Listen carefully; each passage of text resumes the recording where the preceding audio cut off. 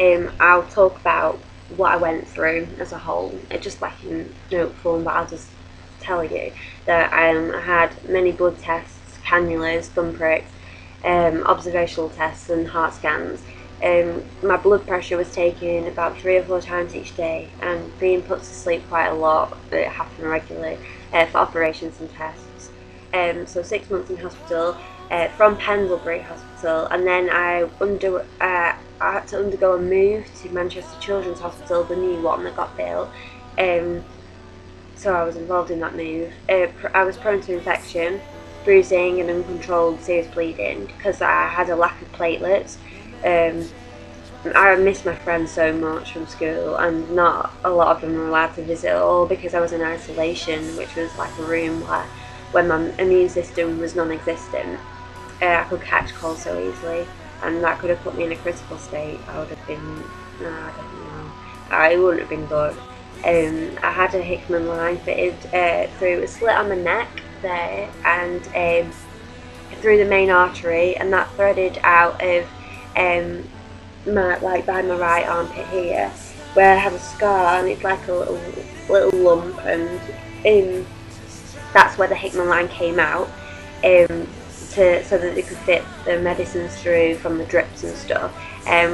It came out my right arm, like my right armpit area, and that was to just attach drips and machines to send the chemotherapy straight into my bloodstream and other fluids such as antibiotics, plasma, because my cells couldn't repair from cuts. Blood transfusions, I had them quite often because my blood contained bad cells from the leukemia. And the Hickman line was just a tube inserted into a large vein in my heart, also known as a central line, and having a central line means that you don't have to have many painful injections, you can just have it inserted straight through your bloodstream. I lost my hair, all of it, everywhere, my eyebrows, my eyelashes, the lot. I had my hair straightened and washed as much as I could before it began to fall out, because a girl, obviously your hair for a girl is like an important thing, you know, and you have to be, I don't know, you have to just look at yourself in the mirror watching it like come out, and obviously it's really upsetting because for a girl it's an important thing. And when I only had a few strands of my hair left, I just had to shave the rest off. I got used to it though. I got used to not having any hair, and you know, it's just one of those things that has to happen really if you want to become better. So you might as well just got shaved off though. I became really ill because the chemotherapy kills good cells as well as bad. I got a short break at the end of each stage of treatment if I was well enough to go home. I lost my immune system completely at every stage because I had no neutrophils to kill off viruses.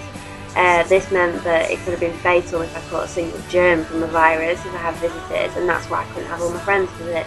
And also I looked extremely ill, and I was afraid that it would worry others more than I was already worried myself, and more than they were already worried. I lost the lining in my throat, my bowels, and my stomach, so that made it hard to eat and hard to go to the toilet as well. I had severe stomach pains, and I was sick an awful lot. I had a lot of rashes, and I got itchy skin. They had like little rainbow white lines, and you could tell which stage of chemotherapy you was on. So I'd have like where the white bit is under your nail, it'd like go in rainbow shapes, and you could count the stages of treatment because there'd be more than one little rainbow. And yeah, I had French manicures to try and get rid of the lines.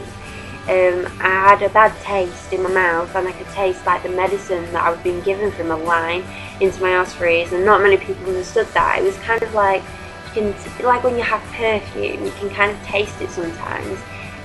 Like if you smell it, well, it was kind of like that basically, a very like bitter taste. I went off a lot of foods which normally I would enjoy, and chocolate was the main one. I didn't want chocolate at all.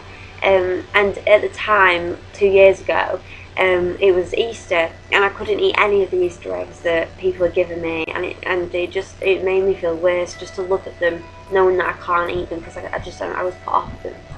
I had to eat hospital food every day, and believe me, it isn't nice. Not when you have to have it every day. Some people may say, "Oh, but hospital food is quite nice." It's not. It's not. I miss my normal life and my bed and my home, just the little things that matter. I miss school and all the things that I would have done anything for. I had very little privacy as well, because I had to have one parent sleep in my room if I was lucky to have my own room. In the first hospital, I was sometimes just on the ward with the rest of the children lined up. I had my parent with me every night.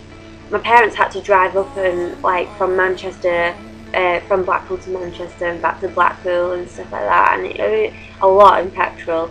They did that for me every day, and I had to take so many tablets and medicines orally as well, like maybe a maximum of 14 tablets a day, big tablets and small tablets. I was woken up each night at least twice from observationals, such as medicines and blood pressure.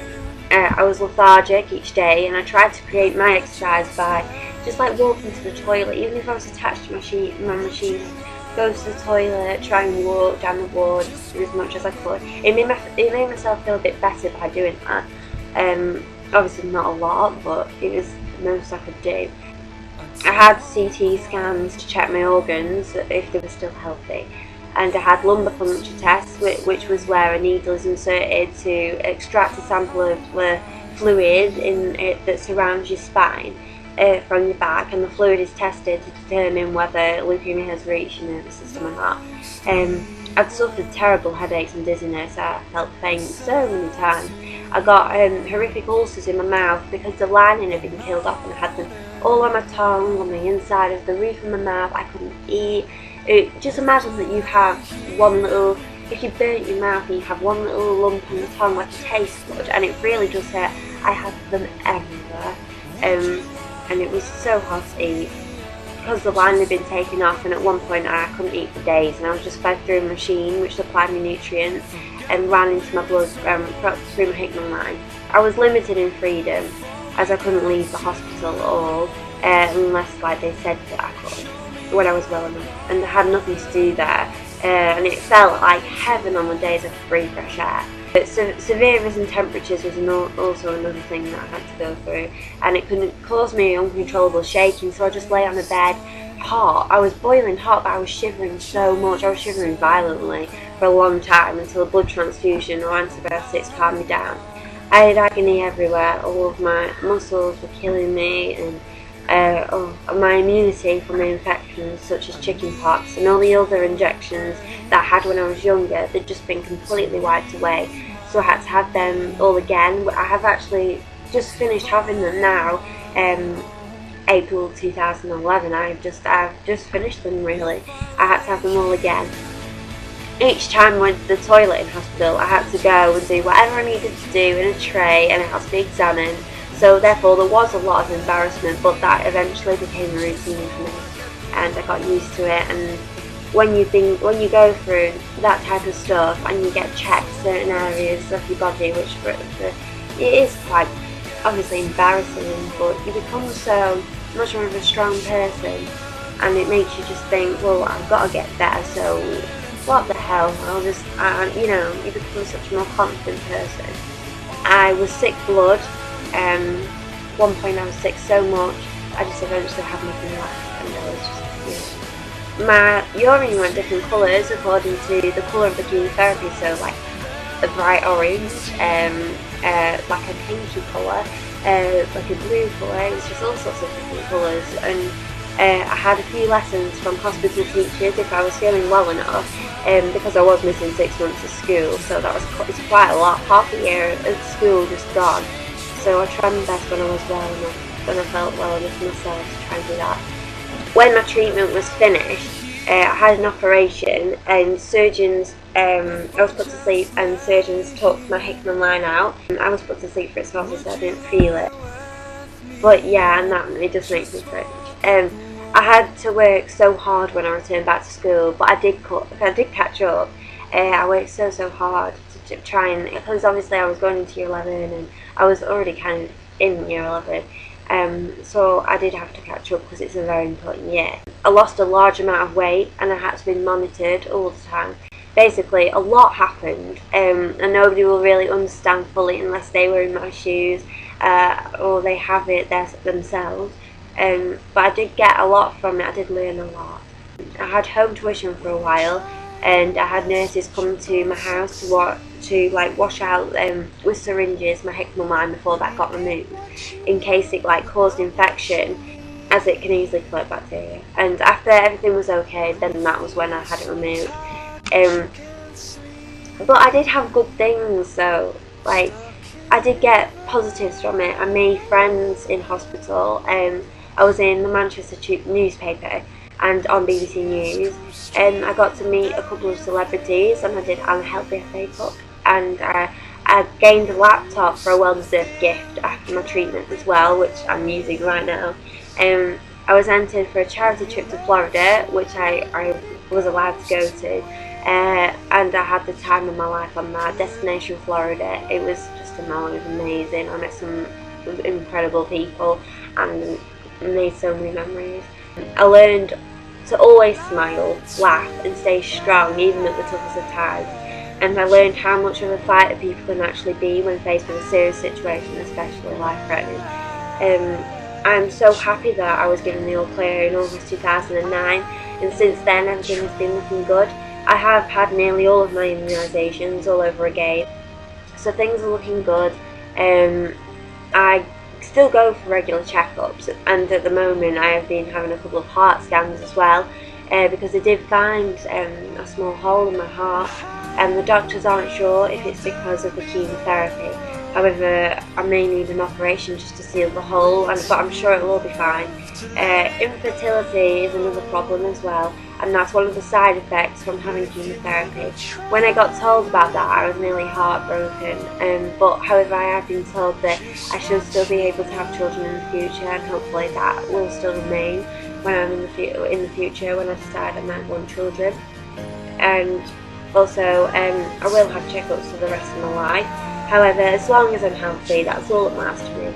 I have to be careful without getting bruises, as the slightest harm to my skin can cause serious bruising and it can be dangerous. And I haven't been able to do much in PE at school either, because people, the doctors thought I might overexert myself. But really, I should be getting back to my normal fitness level now. So when I go to college, I'm going to try and do some more sports and stuff to get myself fit again. Because if I didn't do exercise for over half a year, really, so it is a long time, so all my muscles were weak and stuff, and I could easily pass out. I still and always will have scars from my journey, such as a little line on my neck which you won't be able to see, and the little lump down my armpit where the hickman line came out, that'll probably last me. Thankfully, I didn't have a bone marrow transplant, as the cancer didn't spread as rapidly. However, the friend I did make in hospital, she did have to have one, and a lot of people do have to have it. I'd like to thank all the people who supported me through such a difficult time. They just kept me going.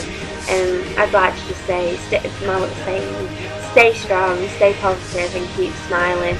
If any of you want to share experiences or anything like that, or inbox me anything, I will reply to you. Just subscribe, comment, rate, the usual.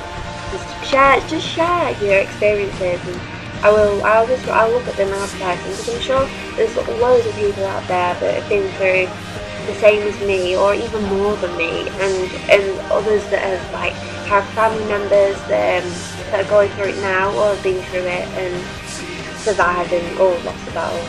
Either way, you might want to just talk about it, up to you. But anyway, I hope that you enjoyed listening to me going on, but I thought it was important to just share my experience like this, because a few people may want to listen to it. So anyway, peace out.